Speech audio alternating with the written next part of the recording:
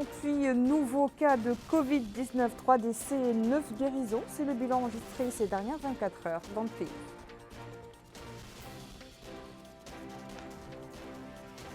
Le département de l'emploi et le PNUD sur le point d'élaborer une nouvelle stratégie pour la jeunesse destinée à renforcer leurs capacités créatives.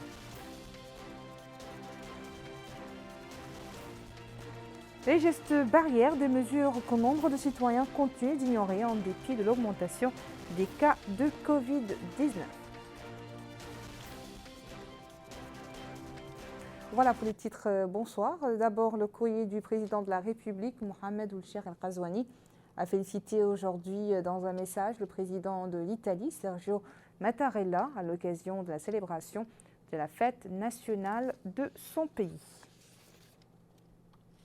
Le feuilleton tragique du Covid-19 se poursuit, marqué par une courbe qui a tendance à évoluer ces derniers jours, notamment en termes de nouveaux cas, mais également de décès. C'est ainsi que 58 nouveaux cas ont été confirmés ces dernières 24 heures et le registre des décès a enregistré 3 décès supplémentaires. Un réconfort tout de même, 9 personnes ont été déclarées guéries. C'est ce qui ressort du bilan présenté ce soir par le directeur de la santé publique, le Dr Sidi Ould-Zahaf. La situation d'aujourd'hui se caractérise encore par la réalisation de 413 tests, dont 60 tests de suivi auprès des personnes qui étaient hospitalisées, soit pour des soins, soit pour l'isolement, et 353 tests de diagnostic qui ont permis de dépister aujourd'hui 58 nouveaux cas. Et alors, ces résultats de dépistage se répartissent comme suit. 341 cas à Nouakchott, 341 cas de dépistage à Nouakchott, 5 à Nadra, 3 au Brakna et 12 au Trarza. Et donc, pour ce qui est des cas positifs, ils se répartissent entre Nouakchott, 56 cas, et Trarza, 2 cas. Et quant à la répartition par Muqata'a, on note 3 cas à Darnaïm, 10 à Teret, 15 à Toujouni, 12 à Oksar, 1 à Sebkha, 4 à Tevraghzena, 4 à Arafat, 6 à Elmina, 1 à Riyad, 1 cas à Mederdra et 1 cas à Wadenag. Tous les 58 cas sont des contacts, à part 3 cas qui sont communautaires. Et on note avec satisfaction la guérison de 9 personnes qui étaient sous l'hospitalisation ou sous la surveillance dans les sites d'isolement. Et donc, ainsi, le nombre de cas enregistrés depuis le début de l'épidémie a atteint 588 cas, dont 36 guérisons, 26 décès et 526 cas encore suivis, parmi lesquels 8 sont en situation plus ou moins grave, 56 ont des signes simples et 462 cas ne représentant pas de signes cliniques significatifs. La pandémie de Covid-19 ne doit pas pour autant occulter les problèmes d'ordre sociétal, tels que la lutte contre le chômage des jeunes. Cette dimension était au cœur de la réunion qui a regroupé aujourd'hui au ministère de l'Emploi, de la Jeunesse et des Sports, le ministre de ce département et le représentant résident du PNUD. Objectif, discuter l'élaboration d'une nouvelle stratégie pour la jeunesse visant à développer son esprit de créativité de projets de développement. Abdelrahman Hamadan. Cette réunion entre le ministère de l'Emploi, de la Jeunesse et des Sports et le Programme des Nations Unies pour le développement a pour objectif de faire la revue du partenariat entre les deux parties, mais également de réfléchir sur les contours de la stratégie jeunesse 2020-2024. Nous avons l'ambition d'offrir aux jeunes Mauritaniens une stratégie totalement innovante, une stratégie qui prenne en compte la dimension, non seulement la fragilité, mais également les potentialités. C'est extrêmement important. Les jeunes, c'est vrai, se plaignent, donc on a tendance à dire que c'est la problématique de l'emploi uniquement qui est derrière donc le désarroi de la jeunesse. Le PNUD, partenaire technique et financier du département de la jeunesse, a félicité notre pays pour la mise en place de cette nouvelle stratégie de la jeunesse. La jeunesse est l'atout le plus important du point de vue économique, social et culturel de la Mauritanie et nous sommes engagés à faire en sorte que la nouvelle stratégie puisse optimiser non seulement les interventions en place, mais les interventions prévues. La nouvelle stratégie fera des jeunes un pilier de l'économie nationale et un acteur principal dans le renforcement de l'unité nationale.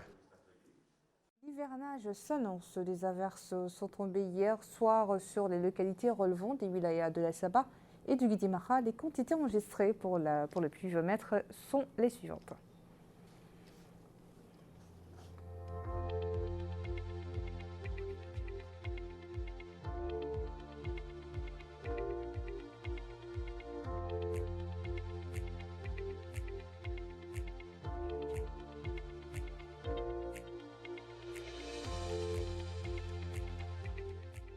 Revenons sur la Covid-19, un mal avec lequel il faut vivre désormais, tout en prenant des précautions nécessaires. Une philosophie que nos concitoyens de Nema semblent avoir adoptée, refusant de céder à la peur. Ils vaquent à leurs occupations tout en ayant en esprit la nécessité de faire siennes les mesures barrières. Abdullah Damaba.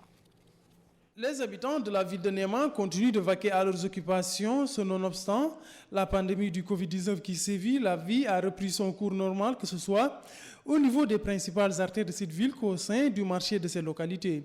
Les résidents restent attachés à la prévention et ont pris leurs dispositions afin de rester indemnes de toute contamination. Ces citoyens soulignent que le coronavirus est une maladie dangereuse. Les habitants ont pris les mesures nécessaires pour faire face à cette pandémie.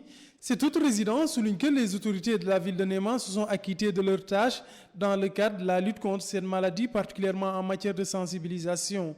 Il a par ailleurs affirmé que les citoyens sur place se méfient du coronavirus. Cet autre habitant indique que cette maladie est dangereuse et est prise très au sérieux sur place. La plupart des citoyens ont compris l'ampleur des effets néfastes de cette maladie et ont pris leurs dispositions. Ces derniers, dit-il, mettent leur masque. Cette vendeuse au sein du marché de cette localité souligne avoir pris connaissance par le biais de la télévision des effets néfastes du coronavirus. Elle précise se laver les mains fréquemment durant la journée. Cet autre citoyen a pour sa part affirmé que le coronavirus est une menace pour tout le monde. Si une personne au sein d'un quartier d'une famille est atteinte de ce virus, il contamine tout le monde. Même état d'esprit chez le personnel médical du centre hospitalier régional de Nema, que la pandémie du Covid-19 n'a pas détourné de sa mission et son devoir vis-à-vis des malades qui viennent se faire consulter. Bokar Bailaba. C'est l'un des grands établissements sanitaires de l'Est mauritanien. Il s'agit du centre hospitalier de Nema au Hotel Sharqi. Sa réalisation permet d'alléger le poids sur les autres structures de santé de la wilaya. Justement, ces patients affirment que la mise en œuvre de cette structure a permis de renforcer la qualité des soins. Ils s'accordent à dire que la prise en charge s'est considérablement améliorée en dépit de certaines lenteurs au niveau de l'établissement qui devra apporter des solutions définitives aux problèmes de santé de la zone. Edmanoul Amar est le directeur du centre hospitalier de Nema.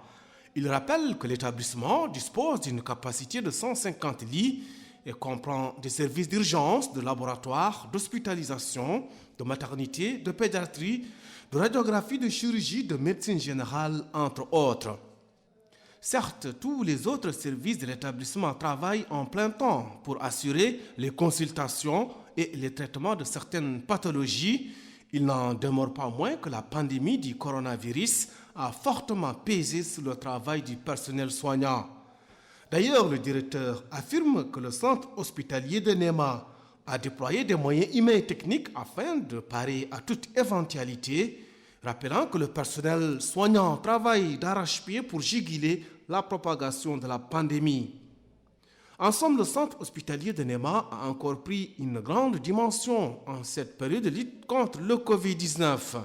Et tous les efforts concourent à rapprocher les services de santé de qualité des citoyens. Voilà, à présent, on retrouve Abdoul Damaba qui a également constaté que la vie à Bogué a repris son cours normal. Seule la présence des masques rappelle que le risque du coronavirus est toujours d'actualité. Ces résidents de la Moukhata de Bogué, comme à l'accoutumée, se rendent au fleuve très tôt dans la matinée pour un bain matinal pour leurs cheveux. Malgré la fermeture de la frontière, ces derniers restent attachés à ce rituel matinal. Du côté de la ville, principalement au sein du marché, les citoyens pour la plupart se couvrent pour se protéger. Alors que d'autres habitants se sont procurés un masque pour endiguer la propagation et se prémunir. Cette vendeuse précise qu'elle prenne toutes les précautions nécessaires pour se protéger. On se lave, dit-elle, tous les jours les mains avec de l'eau et du savon. Elle a en outre souligné qu'elles n'ont pas reçu de kit d'hygiène de la part des autorités, dont du savon, des détergents pour leur protection.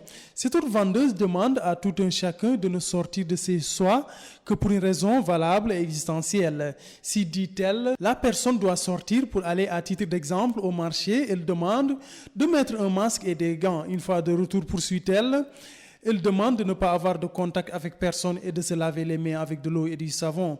Elle a enfin indiqué que cette maladie est dangereuse.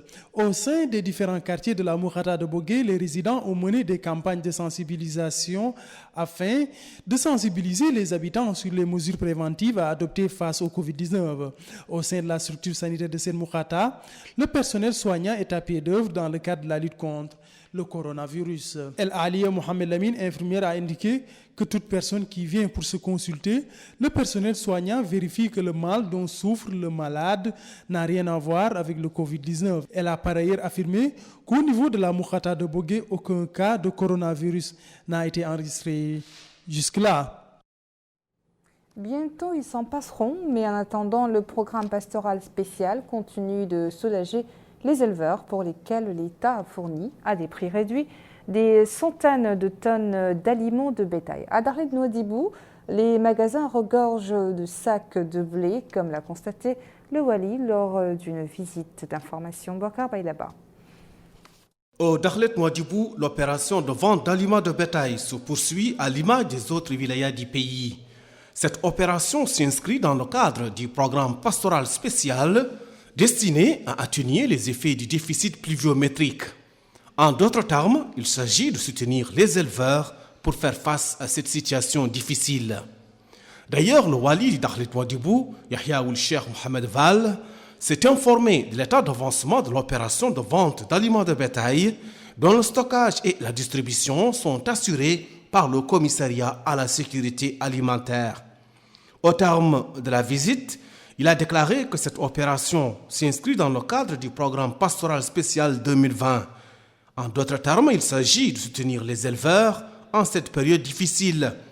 Et il a indiqué que d'énormes efforts ont été déployés pour assurer la réussite de l'opération en coordination avec l'ensemble des autorités administratives et des services compétents au niveau de la wilaya. Abiye Ould Abou est le président de l'Union des éleveurs au niveau de Darlet Nouadhibou, s'est félicité de la mise en œuvre du programme pastoral spécial qui s'est concrétisé par cette opération de vente d'aliments de bétail afin d'aider les éleveurs dans cette période de soudure. Par ailleurs, le Wali de Darlet Nouadhibou s'est réuni avec l'ensemble des membres du comité en charge de coordination et de distribution d'aliments de bétail ainsi que des autorités administratives afin de faire le point sur la situation des opérations de vente. En somme, cette opération est basée sur un plan rationnel qui permet d'accélérer la vente d'aliments de bétail en coordination avec tous les services compétents au Darlet Nouadhibou. Retour à Nouakchott où nous allons clôturer ce journal par un tour dans le point chaud de la téléphonie mobile, autrement appelé Nourta Sakhina. La vendeur, prestataire et client semblent avoir renoué avec les habitudes d'avant la pandémie de la Covid-19. Abdelrahman Hamadan est allé à leur rencontre. Nourta Sakhina est le plus grand marché de téléphones portables en Mauritanie et le plus fréquenté par les marchands ambulants et les commerçants des portables. Malgré l'immense campagne de sensibilisation sur la dangerosité de la pandémie de la Covid-19, Les usagers de ce marché ne semblent pas conscients de l'importance des mesures barrières imposées par les pouvoirs publics pour endiguer les virus. Ici, les attroupements sont partout, surtout devant les restos et les vendeurs d'IT qui ne respectent pas les règles d'hygiène. La distanciation sociale, elle aussi, n'est pas respectée et les gens ne sont pas sûrs de l'existence même de ce virus qui continue à affecter ses victimes avec un rythme accéléré. Certains usagers critiquent cette situation et appellent au respect strict des mesures de prévention contre le coronavirus pour s'en protéger. D'autres ont constaté que les marchés ne disposent d'aucun endroit pour le lavage de mains, appelant à disponibiliser les produits de protection aux entrées des marchés et à imposer les ports des masques et le respect de la distanciation sociale. Le coronavirus continue à affecter plus de citoyens jour après jour. Ne serait-il pas temps de prendre cette pandémie au sérieux et se conformer aux mesures de prévention qui, jusqu'ici, le seul moyen d'élite? Voilà à présent un bref rappel des titres à la une avant de clore. 58 nouveaux cas de Covid-19, 3 décès et 9 guérisons. C'est le bilan enregistré ces dernières 24 heures dans le pays. Le département de l'emploi et le PNUD sur le point d'élaborer une nouvelle stratégie pour la jeunesse destinée à renforcer leurs capacités créatives.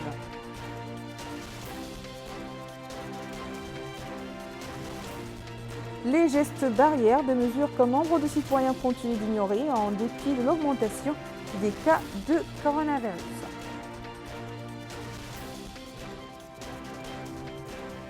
Merci, restez en compagnie de la TVM. Tout de suite, votre émission Zoom sur, présentée par Ayed Alifal. Bonsoir.